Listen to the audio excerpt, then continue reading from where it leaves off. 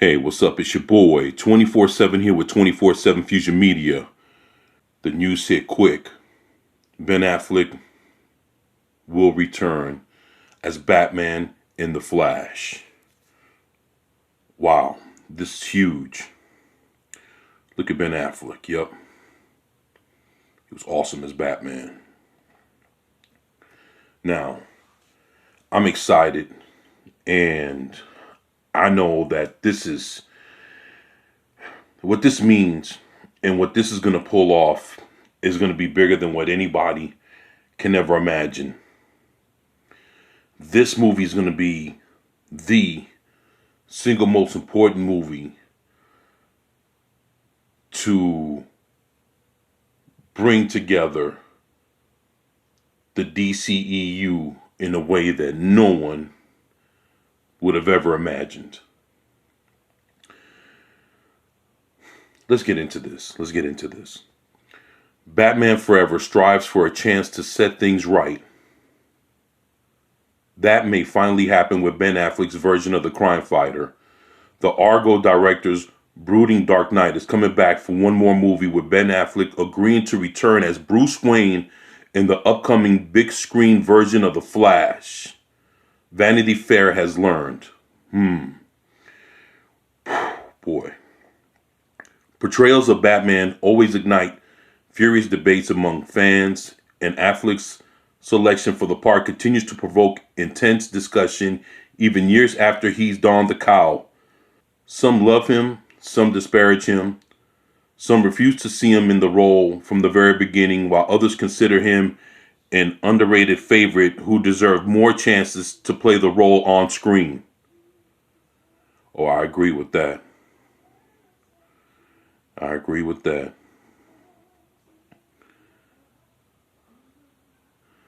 Okay, it says here, this does not disrupt the Batman film starring Robert Pattinson, who remains the future of the franchise. The Flash movie, which is planned to release in summer 2022, will feature fast-moving hyper-hero Barry Allen, played by Ezra Miller, breaking the bonds of physics to crash into various parallel dimensions where he'll encounter slightly different variations of DC classic heroes. It's an adaptation of DC's 2011 Flashpoint series of comic book crossovers, directed by Andy Muschietti, the filmmaker behind the recent adaptations of Stephen King's It and It Chapter 2. Okay. All right, so that means he knows how to come with the visual effects and the whole shit. Okay. Not bad.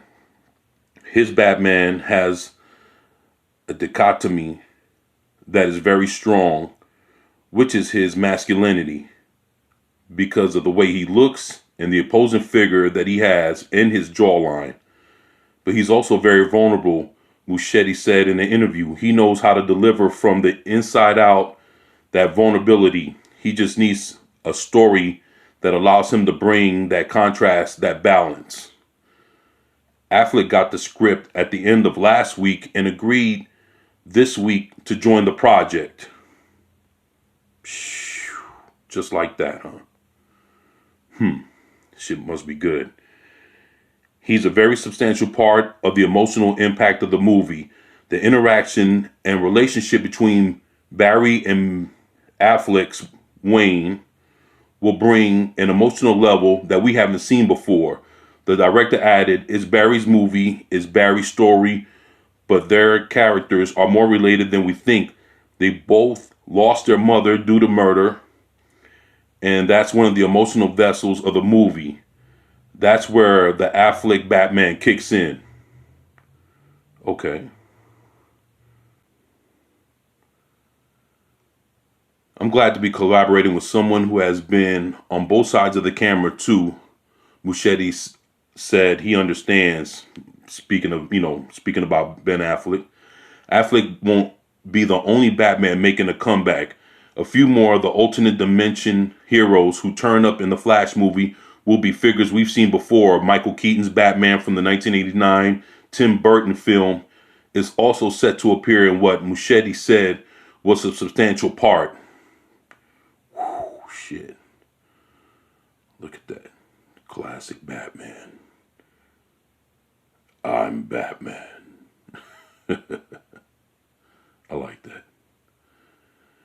There's another reason the Flash needed the character affectionately known as Batfleck in the DC movie universe. Affleck's Gray Temple Batman is the one Ezra Miller's Flash would consider the original Batman. Wow.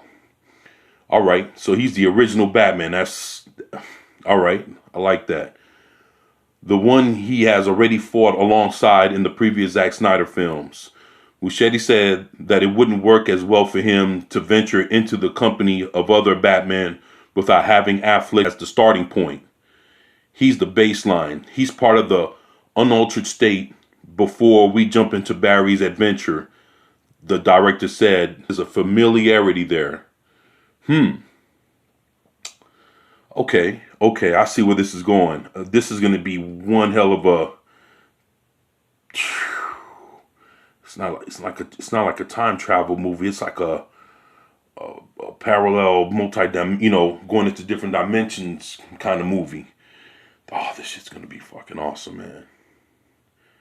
DC has still other motivations for exploring this story.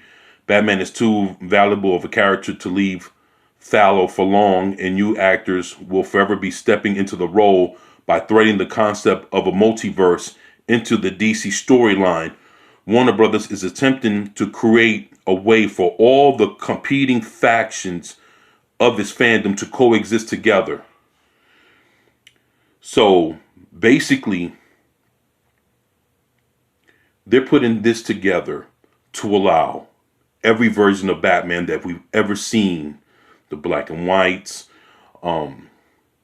Adam West, Burt Ward, Michael Keaton, all these different Batman to all exist at the same time and say, you know what? It all happened. It wasn't like one version is more superior than the other. It's like it all exists all at once. Probably along with all the TV stuff that we've ever seen. Hell, even if they wanted to take it a step further, they could probably even bring in all the animated shit too and say, you know what? The Super Friends and Batman, the animated adventures of Batman, or Batman the series, the animated series can also be a part of this as well. Come on, man. Wow. So, in order to make everything work, even to bring in Robert Pattinson's The Batman, this movie would have to do what it needs to do to say, you know what?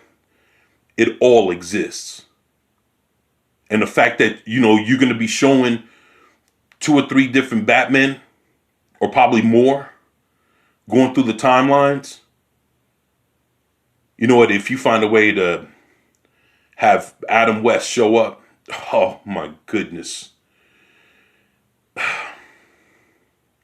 Even in passing, that would be awesome. DC's taking a very bold chance with this. And I think for what it's worth, and for them to be the one company that does not only time travel, but the parallel universe storylines, this is right up their alley.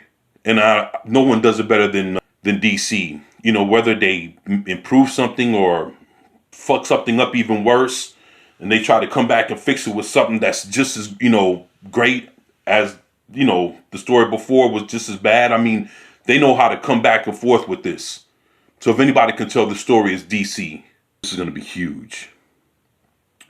Unlike the Marvel Cinematic Universe or Star Wars, in which everything is designed to be part of the same canon, the multiverse approach can allow projects to vary greatly in tone or feature different actors while still being threaded together.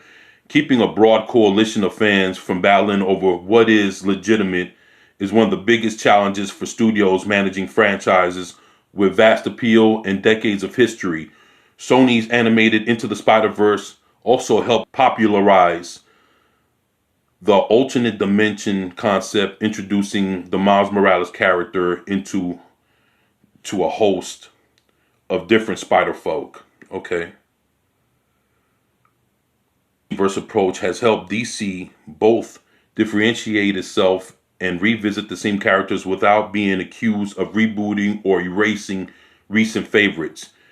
DC TV shows such as Arrow, Batwoman, Black Lightning, and Supergirl have done crossover events, and a few months ago, the Crisis on Infinite Earth storyline laid the groundwork for the multiverse concept, with Miller's movie Flash making an appearance in that story by becoming face to face with the TV Flash played by Grant Gustin.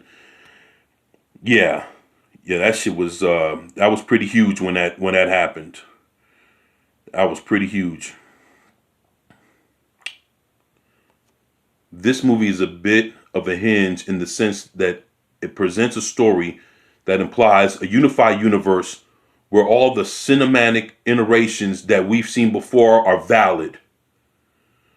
Muschietti said, that's the whole point, is to make sure that everything counts, everything matters. My goodness. This gives validity, this gives credence to everything that's ever been put out, to say that it all matters and one thing didn't cancel out another. This is huge. It says here, it's inclusive in the sense that it is saying all that you've seen exists and everything that you will see exists in the same unified universe. Multiverse, I mean, but shit.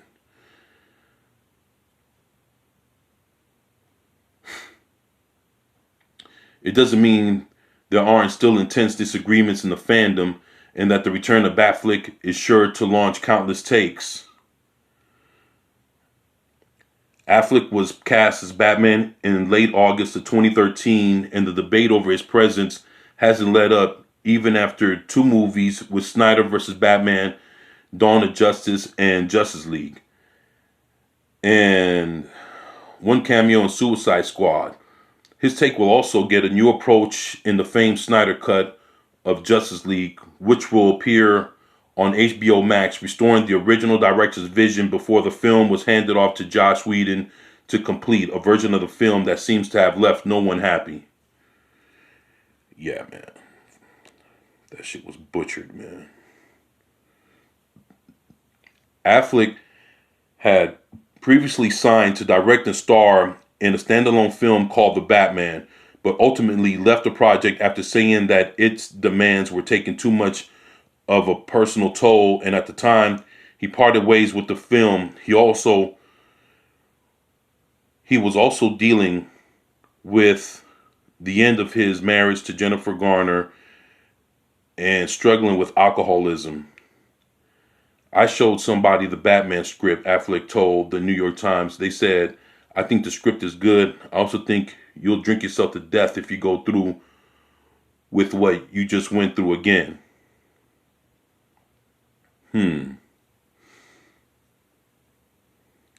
Barbara Muschietti, the producer of The Flash and sister of longtime collaborator of the director, told Vanity Fair she had worried this might make him reluctant to return at all, referring to Ben Affleck. There have been some all sorts of stories and things he said himself about having a hard time playing Batman. And it had been difficult for him, she said. I think it was more about a difficult time in his life.